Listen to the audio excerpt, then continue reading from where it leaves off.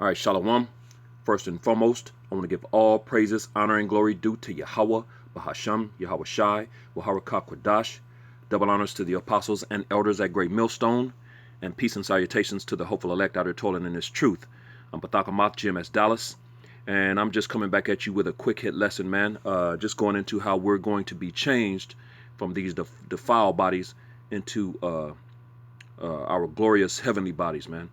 You know what I'm saying? Which is Salakia, which is one of the things that we earnestly look towards, man. You know what I'm saying?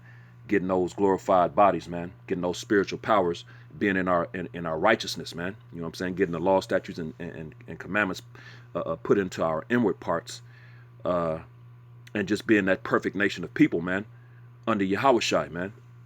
And you know, part of that is the glorified bodies, man. That glorified estate we're going to be in, man. Because right now, you know, pursuant to the scriptures, we're in Salakia, we're in these defiled, wicked, weak bodies. No, this wicked flesh, man. You know, which in this flesh, you know, we strive against. It strives against the spirit, man, because this flesh is automatically wicked, man. You know, the spirit wants to do right, but this flesh is wicked, man. It wants to do wickedly, man. So there's a constant battle, which Paul goes into that.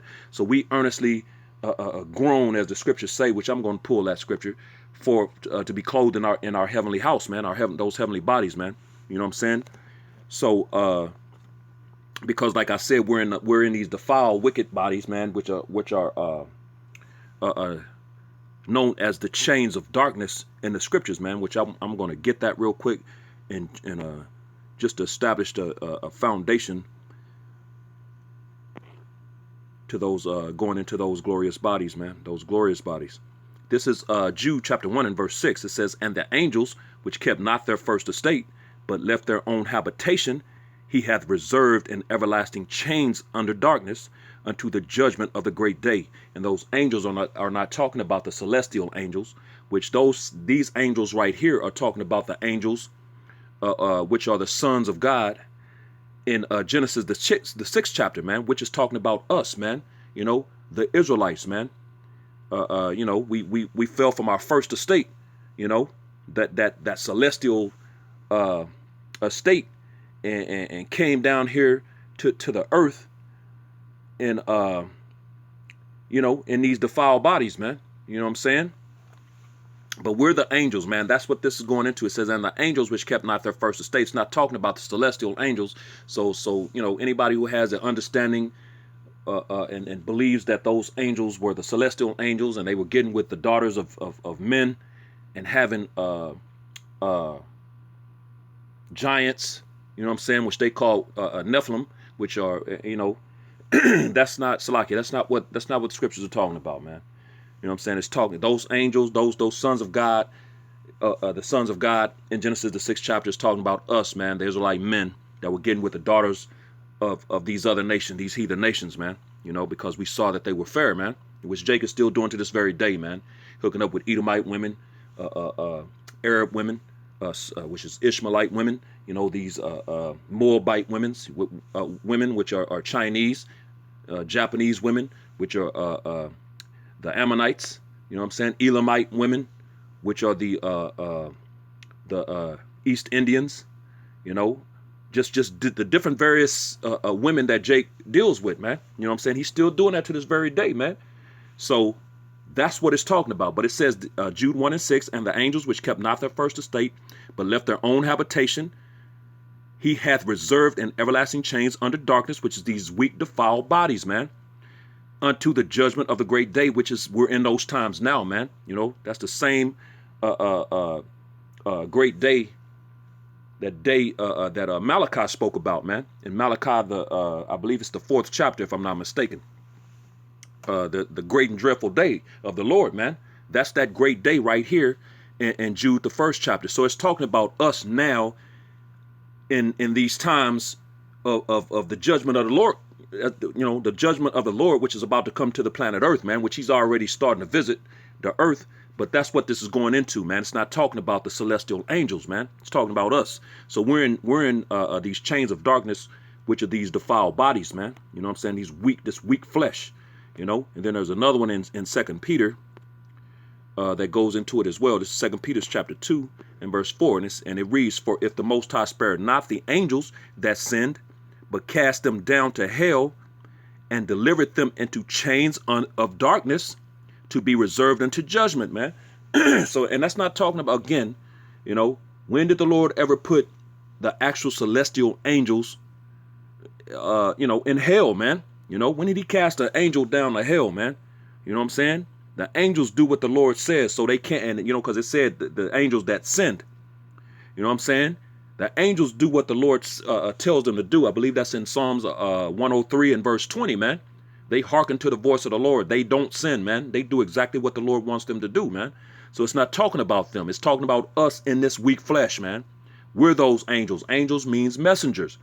Messenger, and we're those messengers, man. We're the messengers of the Lord, his prophets and servants and prophets in the earth today, man. Lord willing, I can be one of those men, man. You know what I'm saying? So the 2 Peter 2 and 4, "For if the Most High spared not the angels that sinned," which is talking about us, but because we're in this weak flesh, "but cast them down to hell," which is down here on earth, where we're oppressed, under this devil. We're in our hell right now, man. This devil puts us to death, our people to death, does what he wants, man. He does us, he treats us, hates us, calls us all kind of proverbs and bywords, you know what I'm saying? Hates our guts, first, last hired, first fired, just whatever he wants to do, man. That's the hell. We're in hell, man. But cast them down to hell and delivered them into chains of darkness, which is these bodies, to be reserved unto judgment, which is that judgment is that great day spoken of in Jude, that great and dreadful day spoken of in Malachi. You know what I'm saying? So those chains of darkness is what we're in now, and we long to get out of these bodies, man. You know what I'm saying? We want those glorious bodies. Salakia. This is Job chapter 14 and verse 14, and it reads, "If a man die, shall he live again?" And the answer to that rhetorical question is yes, man. You know what I'm saying? "All the days of my appointed time will I wait till my change comes." So Job is waiting on that change also, and Job is back in the earth today, because all of these men, are back in their lots, man. You know what I'm saying? As those men, those prophets, man, those men of the Lord, those righteous men of the Lord, man. Ecclesiastes 1 and 9 tells you that, man. The man that hath been is that which shall be, and that which is done is that which shall be done. And there is no new thing under the sun, man. Also, 1 Corinthians, the 14th chapter, I believe in around verse 32, a prophet is subject to a prophet, man. And when you read in these various, Daniel, John the Revelator, it says that they were going to, return in their lots, man. They were going to basically prophesy again before many people, man. John the Revelator was told that. Many people, nations, people in tongues.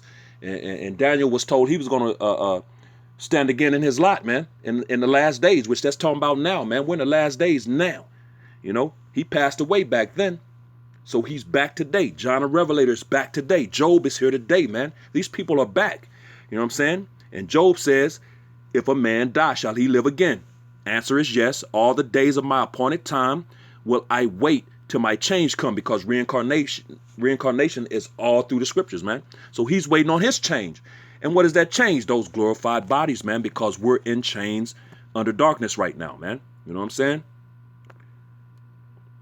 Just 2 Corinthians chapter 5, and I'll just start at the top. 2 Corinthians 5 and 1. For we know that if our earthly house of this tabernacle were dissolved, these bodies, which they're going to be, we have a building of the Most High, and house not made with hands, eternal in the heavens. That's those glorified bodies, man. Verse 2, "For in these bodies, we groan, earnestly desiring to be clothed upon with our house, which is from heaven." Those glorified bodies, man. You know what I'm saying? "If so be that being clothed, we shall not be found naked. For we that are in this tabernacle do groan, being burdened," because in these bodies, man, you have all kind of problems, man. achy joints and bones breaking and uh, you know, uh, uh, you know, you get hot, cold, sick, you know what I'm saying? Just all type of problems in these bodies, man. For we that are in this tabernacle do groan, being burdened, so these bodies are burdened, not for that we would be unclothed, but clothed upon that mortality might be swallowed up of life, man. And that's exactly what's going to happen, man. The mortality of these weak, defiled bodies, man, this wicked flesh, these chains under darkness is going to be swallowed up by life, man. Those bodies of life, man. Those glorified bodies, man. So, that's what we look for, man. That's what we look for. We're looking towards that. This is Philippians chapter 3 and verse 20. And it reads, for our conversation is in heaven, from whence also we look for the Savior, the Lord Yahushua Mashiach, who shall change our vile body, that it may be fashioned like unto his glorious body, according to the workings whereby he is able even to subdue all things unto himself, which is exactly what he's going to do when he returns, man.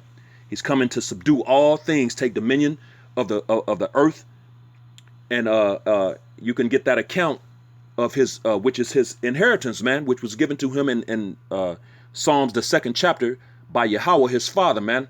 The Most High Yahweh gave him the inheritance of the heathen and the uttermost part of the earth for his possession, man. You know what I'm saying? So he's going to subdue all things unto himself, man.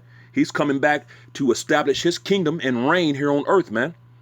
But and us in joint heir, Lord willing, man, pursuant to Romans the 8th chapter and verse 17.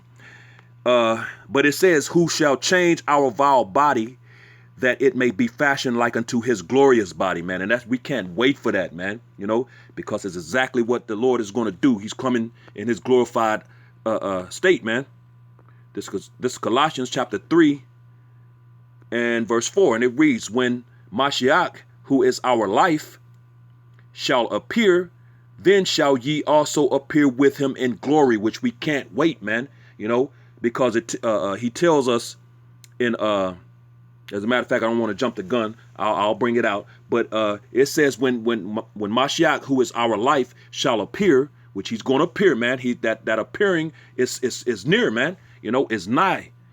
He's close, man. That appearance is right around the corner, man. Then shall ye also appear with him in glory, man, which is talking about the elect, man, which I hope to be a part of that number, man. So we're going to appear in glory with him, because Yahushua is coming to receive his glory, which those elect men that's in joint heir with him is going to receive that same glory, man. You know what I'm saying?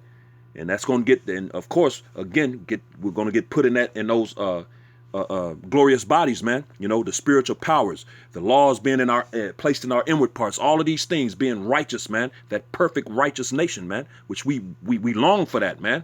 We long, we can't wait.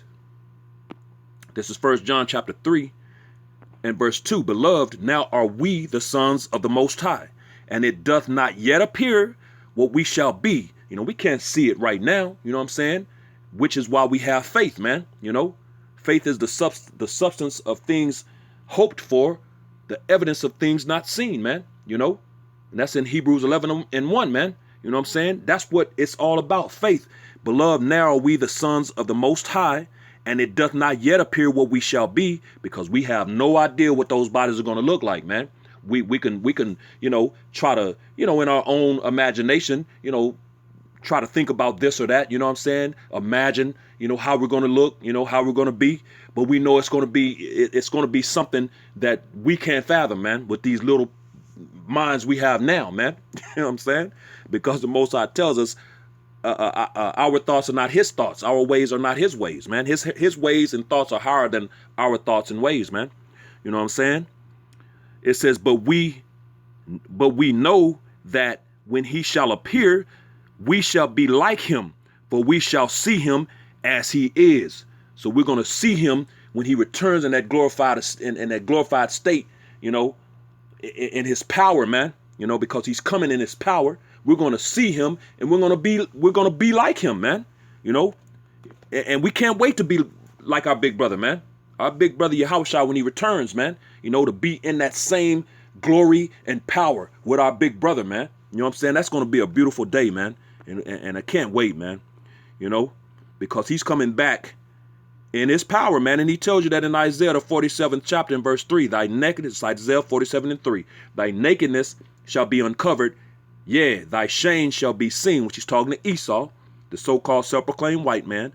I will take vengeance and I will not meet thee as a man. So he's not returning as a mortal man. He already did that. He came into the earth, you know, when he was came as that sacrificial lamb. He came as a mortal man, man. You know what I'm saying?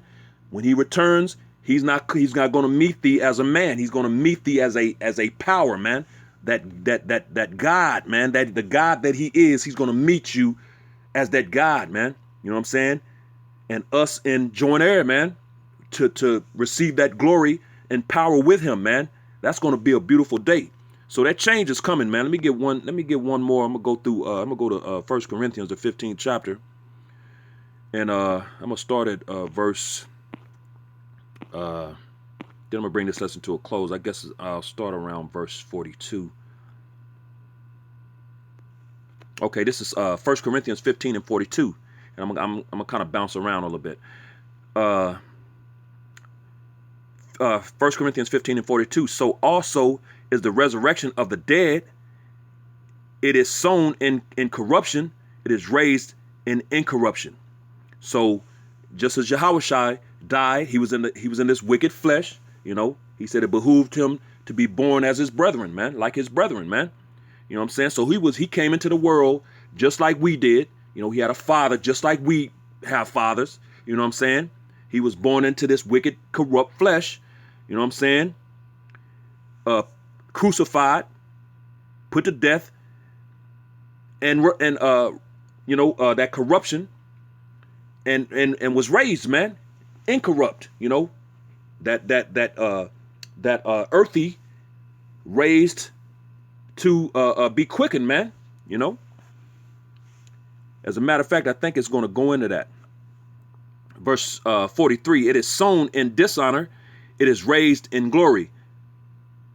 It is sown in weakness, it is raised in power. And that's exactly right, because this flesh is naturally wicked, man. So it's sown in dishonor. It is raised in glory, man. When he was crucified, he rose from the dead, man. You know, he was quickened, made alive, man. It is sown in weakness, this flesh, it is raised in power, the glorified body that he now has, man. And we're going to go through that same thing, man. Spiritually, it's going to happen to us, man, in which it's going to go into it. This is verse 44. It is sown a natural body. That's these wicked, defiled bodies we're in. It is raised a spiritual body. That's the glorified body that Yahushua is in, man. There is a natural body and there is a spiritual body, you know. So I'm going to jump down to verse 48. And then I'm going to read on down. And this is going to go into the point of the change. 1 Corinthians 15 and 48. As is the earthy, such are they also that are earthy. And as is the heavenly, such are they also that are heavenly. Verse 49. And as we have borne the image of the earthy, we shall also bear the image of the heavenly. So those glorified bodies are coming. We have these earthy bodies, you know. So what if that part happened? What makes you think the next part of it that it says is not going to happen, man? It's going to happen. You know, we're going to get those heavenly bodies, man. Verse 50. Now this I say, brethren, that flesh and blood cannot inherit the kingdom of the Most High. Neither doth corruption inherit incorruption. So these defiled, wicked bodies are not going to enter into the kingdom, man. You know, these bodies ain't going to go into a chariot. You know what I'm saying? And it's going to go into it. Verse 51, behold, I show you a mystery. We shall not all sleep, but we shall all be changed. So that cuts everybody dying. You only live once, YOLO and all that crap, man. That's BS, man. You know, as a matter of fact, Yahushua told the disciples, hey, there's something, and you know, he was teaching, and he said, some of you standing here, standing here shall not taste of death until you see the kingdom coming, the kingdom of the Most High coming. And roughly paraphrasing, there ain't nobody over 2,000 years old walking the earth. They died, man. So what did that mean? He meant in these last days, in these times now, when he returns, some of us have died for our last time, man. You know what I'm saying? That's what he's telling you. That's the mystery. Behold, I show you a mystery. We shall not all sleep. Everybody's not going to die, man. But we shall all be changed. There it is, those glorified bodies. Salakia, verse 52. In a moment, in the twinkling of an eye, when that beam hits you from that chariot and that tractor beam, and you start going up in a twinkling, in a blink of an eye, you're going to change, man. You're going to go change from this defiled flesh to the glorified estate, man, before you enter into that chariot, man. At the last trump, for the trumpet shall sound, and the dead shall be raised incorruptible, and we shall be changed, man. You know what I'm saying? So, Salakia, verse 53, for this corruptible must put on incorruption, and this mortal must put on immortality, which is the finality, man.